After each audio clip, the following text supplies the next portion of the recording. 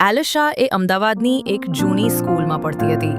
તે હંમેશા stylish bag, રંગીન નોટબુક અને હસતી હસતી સ્કૂલ જતી.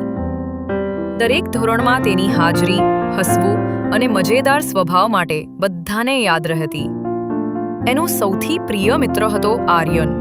સમજદાર, થોડી શરમાળી અને હંમેશા એલિશાને હસાવવા માટે નાની નાની ટીકાઓ કરતી મજાકીય વાતો કરતો.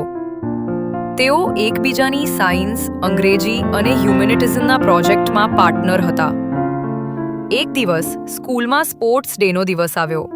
એલિશા અને આર્યન બંને એકબીજાને ચિંતામુક્ત અને થોડી હાસ્યમય સ્પર્ધામાં જવા માટે તૈયાર થયા. આર્યને એલિશાને કહ્યું, જીત કે હાર, આજે તમારું સ્માઇલ મારા માટે ઇનામ છે. એલિશાએ હસીને જવાબ આપ્યો, બસ હસવું તમારા કારણે, બીજું કશું નહીં જોઈએ. સ્પોર્ટ્સ ડે દરમિયાન તેઓ બોલ રેસમાં સ્પર્ધા કરી. ટીચરો અને બેટો સાથે હસ્યા, એકબીજાને મદદ કરતા અને નાના નાના મોજ મસ્તી કર્યા. અલબત્ત પ્રોજેક્ટ પ્રેઝન્ટેશન અને હોમવર્કના જટિલ પળો વચ્ચે તેઓ એકબીજાના મદદ માટે હંમેશા તૈયાર રહેતા. એક દિવસ સ્કૂલના લાઇબ્રેરીમાં એલિશાને એક જૂની ચિઠ્ઠી મળી. કોઈએ એક પ્રેમભરી નોટ લખી હતી.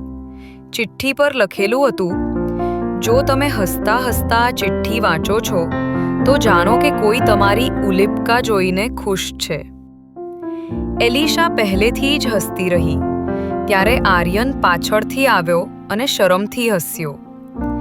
એલિશા વિચારતી રહી કે કેમ જાણે છે કે તે ચિઠ્ઠીનો અર્થ સમજશે.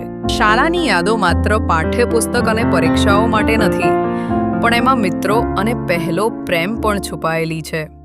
જ્યારે વર્ષ પૂરું થયું, એલિશા અને આર્યન એકબીજાને સ્કૂલના ગેટ પાસે હળકી રીતે મળ્યા. એ પળ હંમેશા યાદ રહેતો. તેઓ સમજી ગયા કે જીવનમાં નાના પળો, હસવું અને એકબીજાની સાથે રહેવું એ સૌથી મોટું ધન છે.